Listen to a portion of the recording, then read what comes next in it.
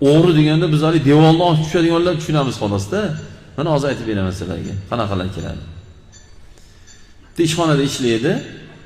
O'sha joyda kulturniy o'g'irlik qiladi, uni leva deb qo'yadi. U leva. U o'g'irlik kulturniy, desa bizni orttirib qoladilar, sekin to'kib oladilar. Sekin mashinaga narsalar yuklaydi, olib ketadilar.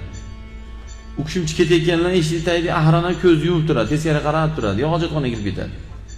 Ko'rmay qoladi. Shular ham o'g'ri. Xo'p, namoz o'g'risi bor. Namoz shashilib o'qiydiganlar. O'g'ri faqat birovni devorlardan oshib tushadiganlar emas. Gaz o'g'risi bor, svet o'g'risi bor, suv o'g'rilari bor, shu yerda o'tiribdi.